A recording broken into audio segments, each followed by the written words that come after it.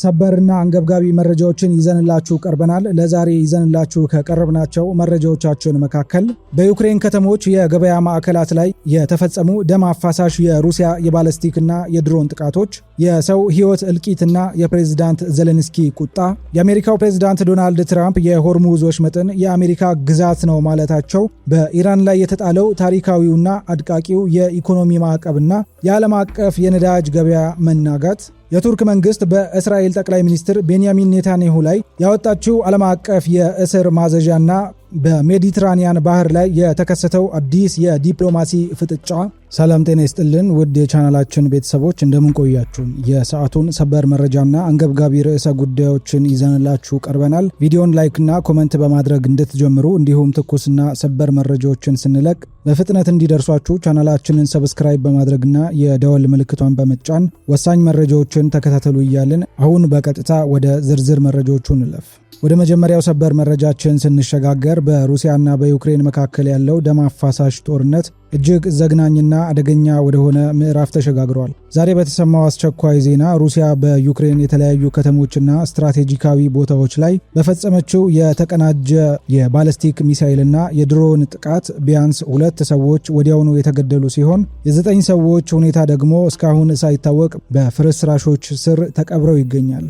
ይህ አዲስ ጥቃት ከተፈጸመ ከአንድ ቀን በፊት በከተማ ውስጥ በሚገኝ ግዙፍና በርካታ ሰዎች በሚንቀሳቀሱበት የገበያ ማዕከል ላይ በተፈጸመ ተከታታይ የድሮን ድብደባ 16 ሰዎች ወዲያውኑ ሕይወታቸው ማለፉ የሚታወስ ሲሆን ሆኖም ግን ከቀናት በፊት በዚሁ አካባቢዎች በተፈጸሙ አጠቃላይ የአየር ድብደባዎች 23 ሕፃናትን ጨምሮ የ130 ሰዎች ሕይወት ማለፉን የዩክሬን የአደጋ ጊዜ አገልግሎት መረጃዎች ያመለክታሉ።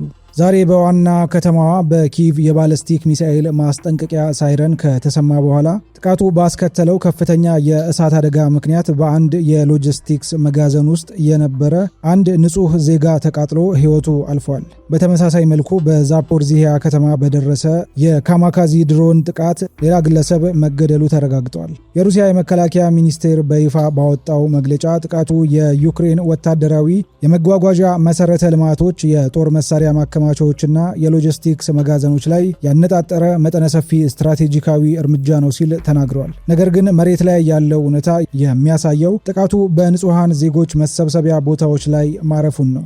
በክሪቪሪህ ከተማ በተፈጸመው ጥቃት በገለልተኛ አካላት የተረጋገጡና በቪዲዮ የተቀረጹ ምስሎች እንደሚያሳዩት በመጀመሪያው የድሮን ጥቃት ምክንያት እየነደደና ሰዎች ለማዳን እየሮጡ ባሉበት የገበያ ማዕከል ላይ ሁለተኛው የሩሲያ ድሮን ተተኩሷል።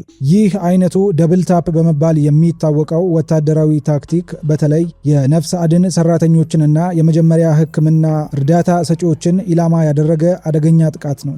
የዩክሬኑ ፕሬዝዳንት ቮሎዲሚር ዜሌንስኪ በትውልድ ከተማቸው በክሪቪሪ የተፈጸመውን ይህንን ጥቃት እጅግ የጨለመ አሳፋሪና አረመኔያዊ ሲሉ አውግዘውታል። ዜሌንስኪ በሰጡት ሳምንታዊ መግለጫ ምዕራባውያን አጋሮቻችን የጸረ ባለስቲክ መሳሪያዎችን በተለይም የፓትሪዮት ስርዓቶችን በፍጥነት ካላቀረቡልን የሩሲያ አየር ኃይል የከተሞቻችንን መሰረተ ልማት ሙሉ በሙሉ ማውደሙን ይቀጥላል ሲሉ ማስጠንቀቂያ አስተላልፈዋል። የዓለም አቀፍ የወታደራዊ ትንታኔ ተቋማት እንደሚሉት ሩሲያ በቅርብ ወራት ውስጥ የኢራን ሰራሽ ሻሂድ ድሮኖችንና የራሷን የስካንደር ባለስቲክ ሚሳይሎችን በማቀናጀት የዩክሬንን የአየር ኃይል መከላከያ ሽፋን ሰብራ ለመግባት አዲስ ስትራቴጂ እየተጠቀመች ትገኛለች። ይህ ሁኔታ በዩክሬን የኢኮኖሚና የንጹሃን ዜጎች ደህንነት ላይ ከፍተኛ ስጋት ደቅኗል። ወደ ሁለተኛው መረጃችን ስንሸጋገር የአሜሪካው ፕሬዝዳንት ዶናልድ ትራምፕ በመካከለኛው ምስራቅ ያለውን ውጥረት ወደ አዲስ ከፍተኛ የፖለቲካና ወታደራዊ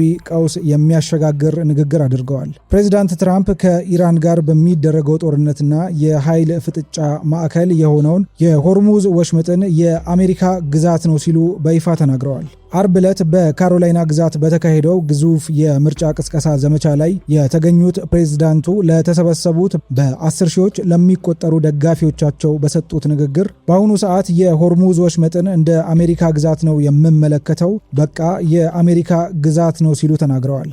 ይህ የትራምፕ ንግግር በዓለም አቀፍ የባህር ሕግና በዲፕሎማሲው መስክ ትልቅ ማዕበል አስነስቷል። ከዓለም አቀፉ የነዳጅና ፈሳሽ የተፈጥሮ ጋዝ ምርት ውስጥ 20 በመቶ ገደማው የሚተላለፍበት የሆርሙዝ ወሽመጥ በኢራንና በኦማን መካከል የሚገኝና የፋርስ የባህር ወሽመጥን ከኦማን ባህር ጋር የሚያገናኝ እጅግ ወሳኝ ስትራቴጂካዊ የባህር መስመር ነው። በየካቲት ወር በአሜሪካና በእስራኤል ጥቃት የተከፈተባት ኢራን ከወሰደቻቸው ከባድ የአጸፋ እርምጃዎች አንዱ ይህንን ወሳኝ የባህር በር መዝጋትና ያልተፈቀደላቸውን የነዳጅ ታንከሮች እመታለው ስትል ማስፈራራት ነበር። በዚህም የተነሳ የዓለም የኤነርጂ ገበያ ላይ ከፍተኛ መስተጓጎል የተፈጠረ ሲሆን የነዳጅ ዋጋ በዓለም አቀፍ ደረጃ እስከዛሬ ታይቶ በማይታወቅ ጭማሪ አሳይቷል።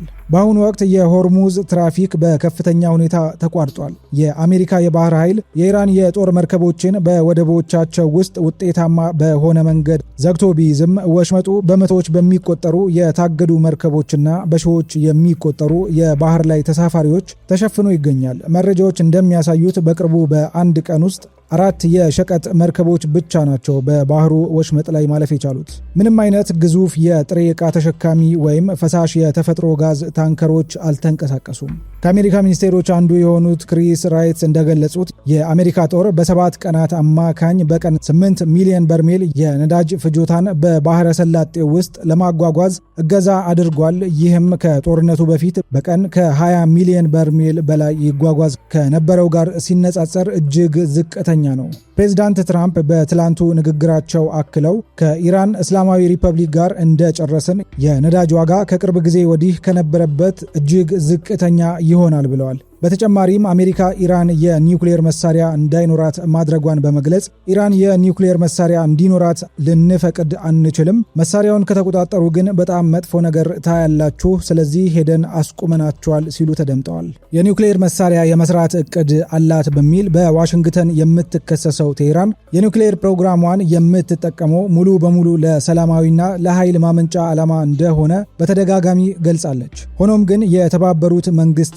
የኒውክሌር መርማሪዎች ከ2025 ጀምሮ ስራቸውን አቋርጠው በመውጣታቸው የኢራን የኒውክሌር ሁኔታ እርግጠኛ ባልሆነ መንገድ ላይ ይገኛል። ፕሬዚዳንት ትራምፕ ይህንን ንግግር ያደረጉት በሁለቱ አገራት መካከል የሚታየው ውጥረት ዳግም እያንሰራራ ባለበት ወቅት ነው። የአሜሪካ ግምጃ ቤት ሚኒስትር ስኮት ቤሴንት በይፋ በሰጡት መግለጫ አሜሪካ በቴህራን ዋና ዋና የንግድ አጋሮች ላይ በታሪክ እጅግ ከባድና አድቃቂ የሆነ የኢኮኖሚ ማዕቀብ መጣሏን አስታውሰዋል።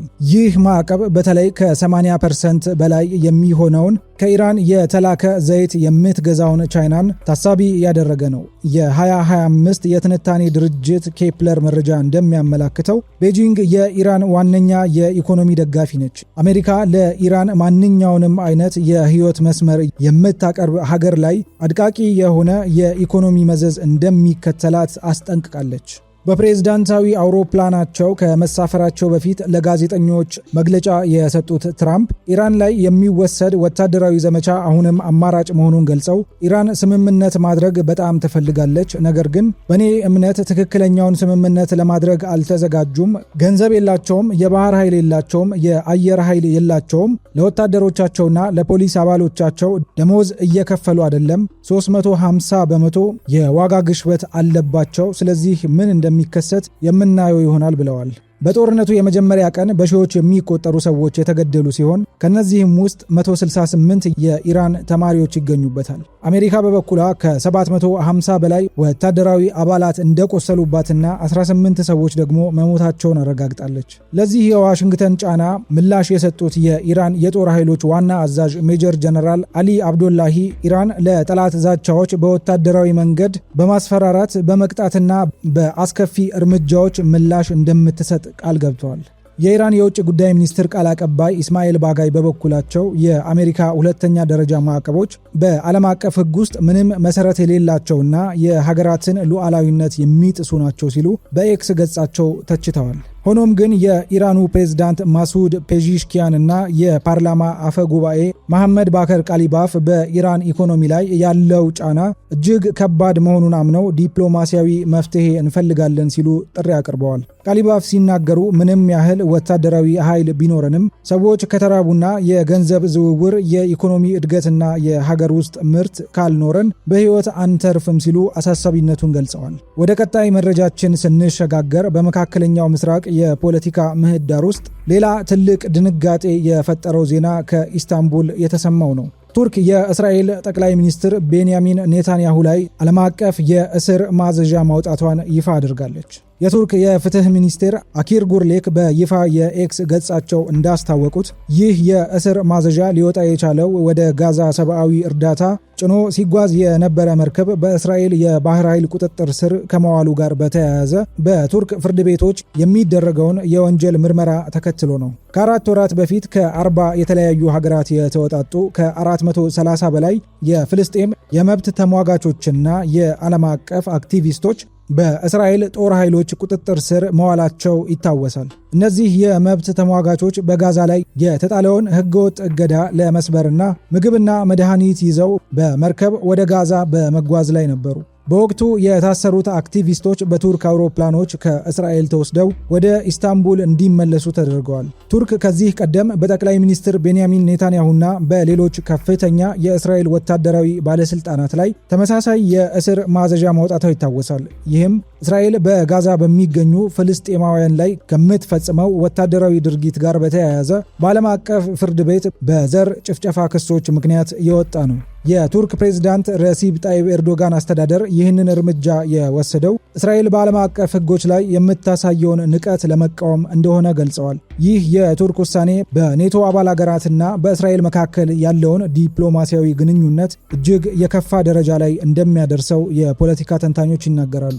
ወደ መጨረሻ መረጃችን ስንሸጋገር በሰሜን አሜሪካ አህጉር በሁለቱ ግዙፍ የኢኮኖሚ አጋሮች ማለትም በአሜሪካና በካናዳ መካከል ይደረግ የነበረው ከፍተኛ የንግድ ድርድር ያለምንም ስምምነት በከፍተኛ ውዝግብ ተበትኗል። ይህንን ተከትሎ የፕሬዝዳንት ዶናልድ ትራምፕ አስተዳደር በካናዳ ምርቶች ላይ የጣለው አዲሱና ከባድ ታሪፍ ወዲያውኑ ተግባራዊ መሆን ጀምሯል። አርብ ምሽት ተቀምጦ የነበረው ወሳኝ ቀነ ገደብ ከመጠናቀቁ ጥቂት ደቂቃዎች አስቀድሞ ድርድሩ ማብቃቱን ያወጁት የካናዳው ጠቅላይ ሚኒስትር ማርክ ካርኒ በእያንዳንዱ አሜሪካ በጣለችው ታሪፍ ልክ ካናዳም ከአሜሪካ በሚመጡ ምርቶች ላይ እኩል የቀረጥ ታሪፍ እንደምትጥል በይፋ ገልጸዋል። ጠቅላይ ሚኒስትር ማርክ ካርኒ በሰጡት ጋዜጣዊ መግለጫ በአሜሪካ ተደራዳሪዎች የቀረቡት ነጥቦችና በመጨረሻ ደቂቃ የተደረጉት ለውጦች ኢፍትሐዊ፣ ኢኮኖሚያዊ ጥቅም የሌላቸውና የትኛውንም ስምምነት እውነተኝነት ጥያቄ ውስጥ የሚከቱ ናቸው ሲሉ አሜሪካን አጥብቀው ተችተዋል።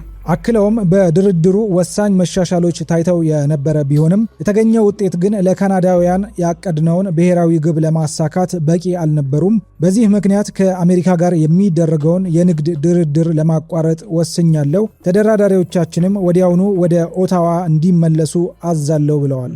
ፕሬዝዳንት ትራምፕ ወደ አሜሪካ በሚገቡ $20 ቢሊዮን ዋጋ ያላቸው የካናዳ ምርቶች ላይ ከነሐሴ አጋማሽ አንስቶ 50 በመቶ ታሪፍ እንደሚጥሉ ዝተው እንደነበረ ይታወቃል።